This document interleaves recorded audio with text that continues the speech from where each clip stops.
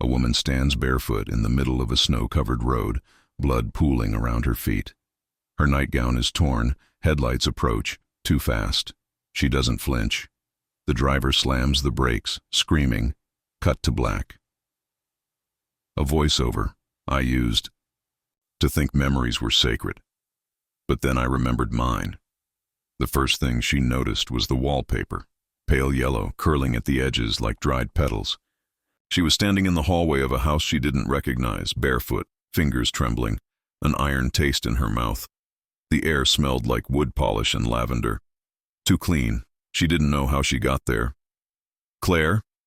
A voice called from somewhere inside. A man's voice. Calm, familiar. She didn't answer. Instead, she backed up, heart pounding so hard it felt like it was shaking her ribcage. Her throat was dry. She stumbled into the living room, found a mirror over the fireplace, and stared. Her face was hers, but wrong, bruised, eyes wide with something animal. Her dark hair tangled, strands stuck to her forehead with sweat, and was that blood? The man appeared in the doorway. Mid-30s, handsome in a washed-out kind of way. He wore jeans and a thermal shirt, sleeves rolled up. His hands were red. "You okay?" he asked. Claire took another step back. "Where am I?" He tilted his head, confused. "Honey, it's me. It's Ben. You're home. What's going on?" She didn't know. Her legs gave out and she dropped to the floor, breath coming in shallow gasps. The man, Ben, rushed forward, tried to grab her, and she screamed. Later, she sat at the kitchen table, wrapped in a blanket, a cup of tea untouched before her. Ben explained they were married. Lived in this house just outside Missoula, Montana. She'd had a bad episode last night, he said. Something from her past. She had dissociative amnesia, or so the doctor suspected. Claire listened like a ghost, overhearing someone else's story. "I don't remember any of this," she whispered. "I don't remember you." Ben knelt beside her. His eyes were warm.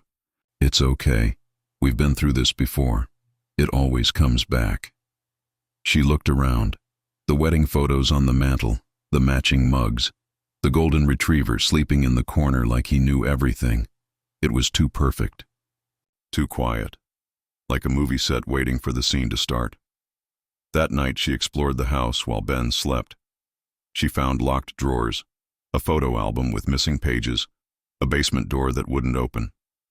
In the bathroom, she turned on the light and froze. Behind the mirror was a smear, a handprint in what looked like old blood. Her own hand matched it perfectly. She didn't scream this time. She just whispered, "What the hell happened to me?" And from somewhere behind her, soft and certain, came a voice, not her own. "You already know." The next morning, Claire stood at the threshold of the basement, the old brass knob icy beneath her fingers. Ben was out walking the dog. The house was quiet, too quiet, like it held its breath every time she moved. The door was still locked, but this time she found the key. It was taped to the underside of the kitchen drawer, the one that stuck if you pulled too hard. Her hands shook as she slid it in and twisted. The door creaked open. The air hit her like a forgotten memory, musty, cold, thick with dust and something metallic. Blood? No. Rust, maybe. The stairs groaned under her weight. She descended slowly, each step a warning. The basement was unfinished, concrete floor, wooden beams overhead, a single dangling bulb that hummed when she pulled the chain. It wasn't what she expected. No chains, no hidden doors, just boxes, tools, an old mattress in the corner, rolled up like a body bag. She opened the first box. Clothes, women's clothes, not hers. She touched a red scarf, lifted a leather wallet, and flipped it open. Driver's license. Megan Hunt. Portland, OR. Claire's breath hitched. She checked the expiration date. Megan had disappeared 5 years ago. Claire remembered the case, vaguely. The news had shown her photo. Pretty, smiling, missing. The next box was worse. Photos. Hundreds of them, all different women, some candid, some clearly taken without their knowledge. One of them, one she couldn't look away from, was a woman with red hair, bound and gagged, eyes wide in terror. Pinned to the photo was a note. 8th day. Don't forget what you did. Claire dropped the box. Her pulse was deafening. She staggered back, hitting the shelf, sending cans and jars tumbling. One cracked open. Thick, dark liquid spilled across the floor. Not paint. She ran upstairs and locked the door behind her. When Ben came home, she didn't say a word. He made soup, asked about her headache, kissed her forehead like everything was fine. But that night as he slept, she crept to his nightstand and found his phone. Locked, but she guessed the code, 0508. It worked. His messages were clean. Too clean. But in his photo album, buried in the hidden folder, were pictures. Dozens of them. Most were of her. Sleeping, showering, crying. But one was a video. She pressed play. It was her, standing in the basement, screaming at someone. Off camera, her voice raw, throat torn. You promised me this was the last one. You said I wouldn't have to remember. Then a man's voice. Calm. Cold. Familiar. It's the only way to keep you safe. Claire dropped the phone. Her ears rang. Her mouth went dry. She stumbled into the bathroom, looked at herself in the mirror. And this time she saw it. Not just fear. Recognition. Something inside her whispered, you were there. You saw it all. You just didn't want to. From the hall, the creak of footsteps. Ben was awake, and he wasn't alone. Claire barely made it back to the bedroom in time, sliding beneath the covers, forcing her breath to slow, to mimic sleep. Her body trembled as footsteps paused just outside the door. 2 shadows under the threshold, not one. Ben whispered something. Another voice responded. Lower, unfamiliar. Male. Words muffled, but urgent. Claire kept her eyes shut as the door opened a crack. Light spilled in. She felt it on her face. Then, it closed again. Footsteps retreated. She waited 10 full minutes before moving. When she finally slipped from bed, her skin felt electric with fear. She went to the closet and pulled out the backpack she'd seen earlier, half-zipped, buried behind some coats. Inside, cash, burner phone, car keys, a go bag, one that hadn't been packed by her, or had it. She didn't know anymore. Downstairs, she crept through the kitchen, moving with the precision of someone who had done this before, even if her conscious mind hadn't caught up. Outside, the wind had picked up. Snow drifted against the windows. The road would be treacherous. She opened the garage door. The car was gone. Claire froze. Looking for this? Ben stood at the end of the hallway, dangling the keys. His expression was unreadable. Not angry, not even surprised, just tired. Behind him stood the other man, tall, shaved head, leather jacket, ex-military maybe, eyes flat as glass. Claire took a step back. What is this? Who is he? Ben sighed. His name's Martin. He's part of it. Part of you. Martin didn't move, didn't blink. I don't know what you're talking about, she whispered. You do, Ben said gently. You just don't want to. He walked toward her, slow and careful, like approaching a wounded animal. You started asking questions, again. It always happens around now. The 8th day after the reset, you forget for a while.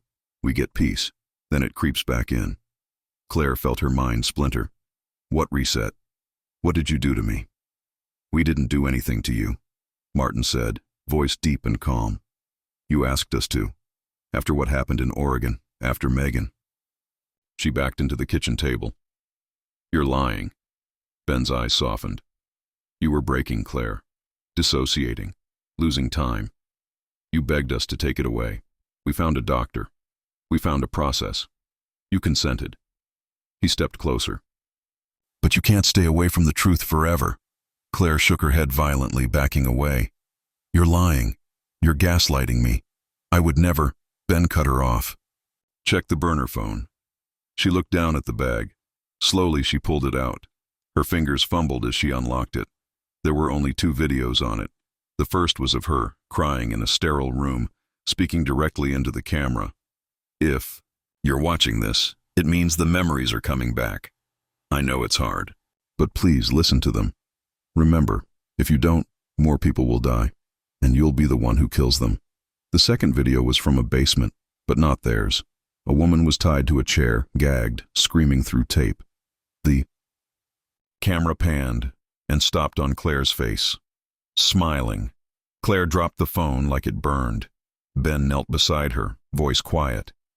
You weren't always this person. Something broke in you. The therapy was the only way, but it's wearing off. The real you is coming back, Martin added. We need to start the reset. Before she hurts anyone else. Claire's voice cracked. No, I didn't. I couldn't.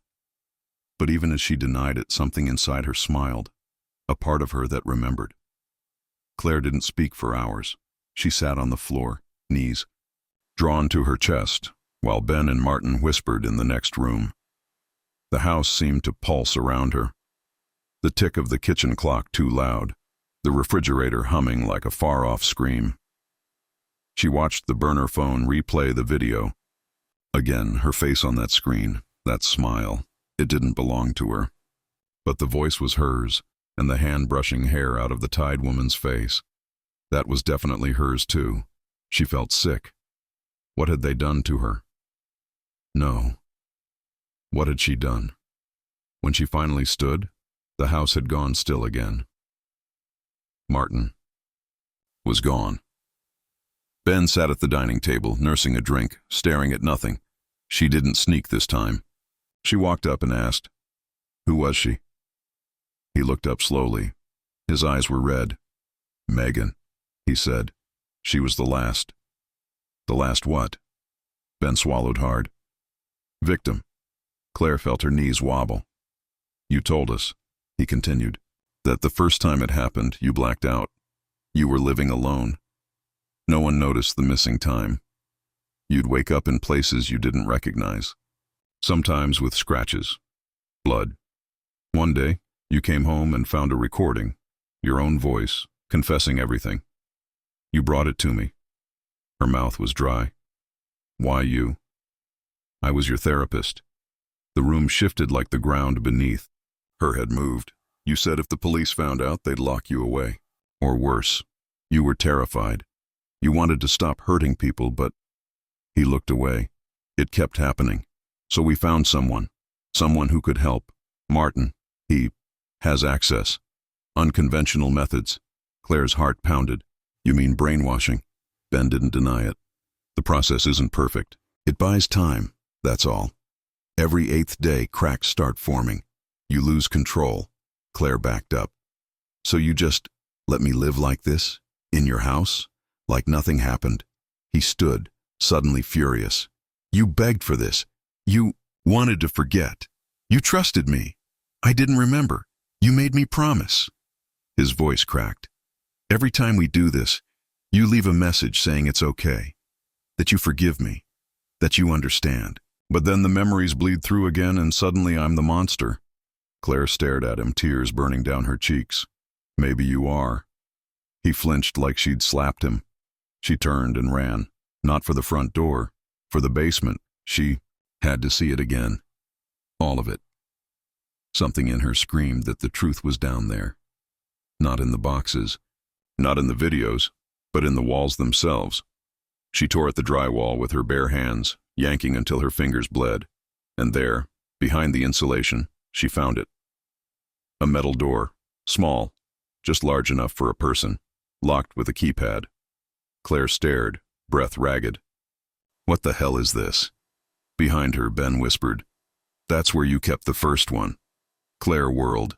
"The first what?" He didn't answer, because from behind the door came a sound, a knock. Claire staggered backward, her spine hitting the concrete wall. The knock came again, 3 slow thuds. Then silence. "No," she whispered. "That's not possible. There's no way." Ben didn't move. He stared at the door like it was a gravestone. She's still alive? Claire asked, voice strangled. He didn't answer. She lunged at him, grabbing his shirt. Is someone in there, Ben? Yes, he said finally, but not how you think. Her whole body was shaking. Open it, open the door. Now. He stepped back. You don't want to see what's inside. We sealed it for a reason. You made me swear, Claire. I don't care what I said before. I'm not her now. Open the door. Ben stared at her for a long time. Then he nodded. He pulled out his phone, tapped a series of numbers into an app, and the door clicked. A metal groan echoed through the basement as the lock disengaged. The air that poured out was stale, cold, and damp, like something had died. In there years ago, but never decayed. Claire stepped inside. The room was small, cement walls, a rusted drain in the floor, one bare bulb overhead, and in the corner, a figure, chained to the wall, thin, dirty, her face obscured by a curtain of matted hair. Claire's breath hitched. Oh my God! The woman lifted her head slowly, eyes bloodshot, lips cracked. But the voice, when it came, was clear. Claire. Claire dropped to her knees. Who are you? What is this? The woman smiled weakly. You don't remember me, do you? Claire shook her head. I don't understand. The woman's smile faded. Because I'm you. Claire blinked. What?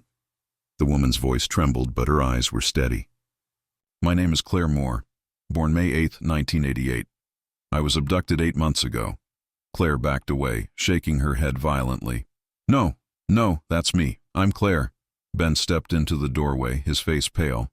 That's not exactly true. Then, who the hell am I? She screamed. The woman in chains lifted her wrist. The skin there was scarred, thick with old burns. She made me watch videos of my own life, told me I was delusional, drugged me until I couldn't remember my name, until I started to believe I was her. Claire looked at Ben, betrayal flooding every nerve. He didn't defend himself. You had a patient, the real Claire continued. A girl with dissociative identity disorder, severe trauma. She was dangerous. She wanted a new life. And you... She turned her eyes on the woman now shaking in front of her.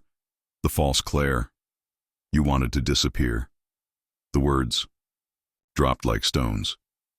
Ben looked at the woman he'd called Claire for 8 months and whispered, Your real name is Lydia. Lydia Cross. And in that moment, she remembered. Blood. A scream in a motel bathroom. A woman tied to a chair, sobbing. Her own voice, cold and smooth. I can't go back. I won't.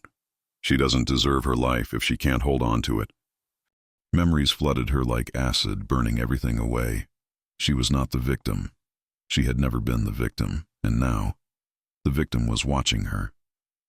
Lydia collapsed onto the floor, the cement biting into her knees, her breath catching on dry. Sobs. Her whole world was collapsing in on itself. The house, the photos, the dog, even the goddamn wallpaper. All of it built on a lie. She looked at the real Claire, skeletal, half-starved, wrists raw from chains, and felt something break inside her. It wasn't guilt, it was fear, fear of who she really was. Ben's voice was distant. We tried to stop her, we really did, but she was smart, manipulative. She found out about Claire during a session, stole her identity, killed the old you. Lydia's eyes snapped up. No, she croaked. I didn't kill her. Ben's face twisted. Didn't you? You drugged her, took her to the cabin, filmed everything.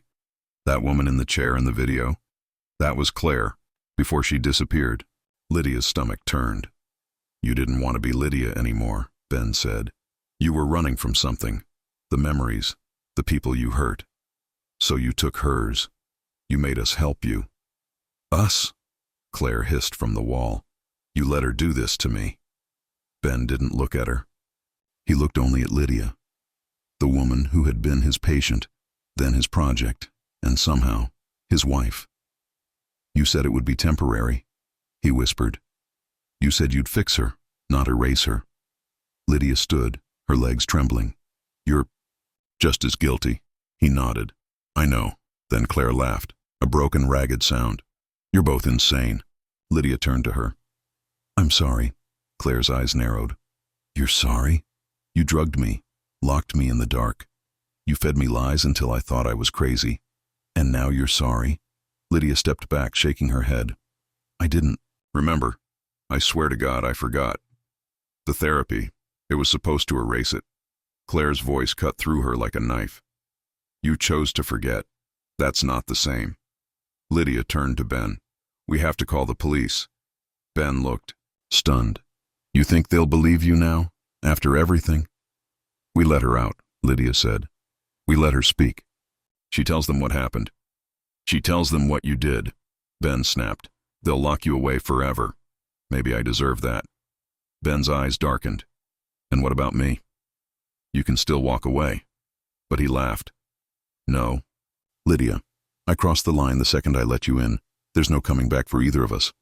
Claire rattled her chains, voice raw. You don't get to decide that. Lydia turned to her. I'm going to let you go. We'll go to the police.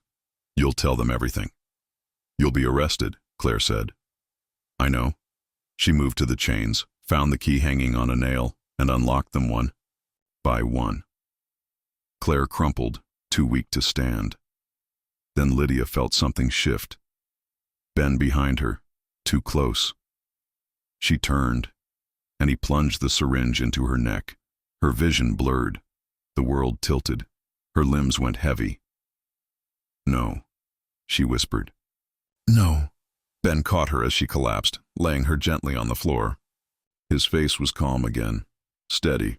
You're not ready to remember, he said. Not yet. As darkness closed in, she heard Claire scream. Darkness was soft this time, like cotton stuffed in her ears and behind her eyes. Lydia floated in it, half dreaming, half dying. Somewhere water dripped, a voice murmured, a door creaked, then pain, a white-hot stab behind her eyes. Her limbs convulsed, her mouth filled with the taste of copper. She gasped, awake. She was strapped to a gurney, wrists bound, a metal tray beside her holding syringes and gauze. The room smelled like bleach and ammonia, not the basement, somewhere clinical, controlled. Ben stood in the corner, rubbing his temples. Claire was gone.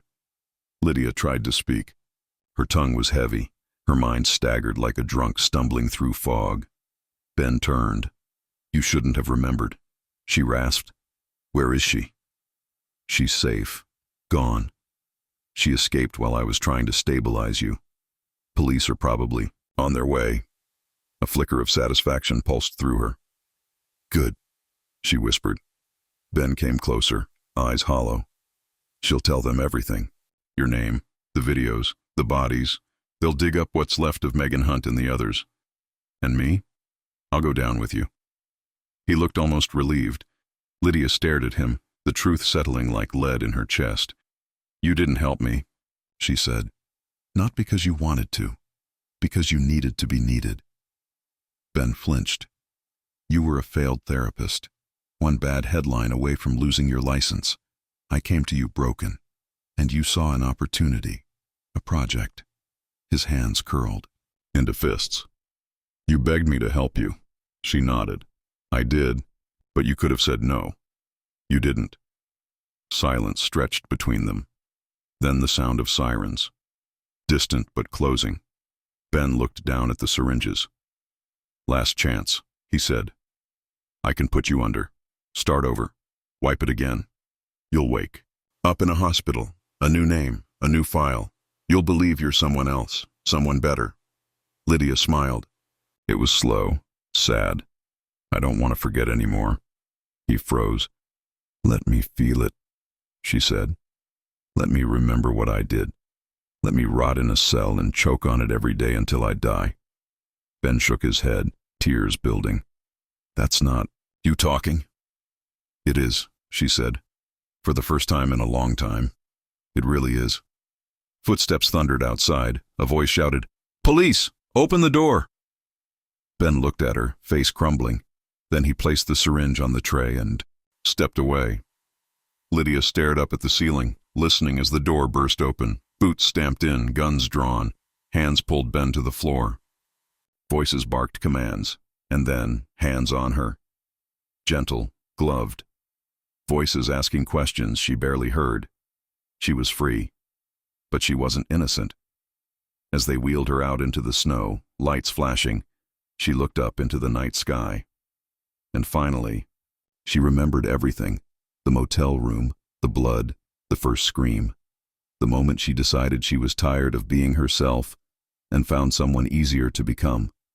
She would spend the rest of her life remembering that was the real punishment, and maybe in some dark way the only form of justice that fit.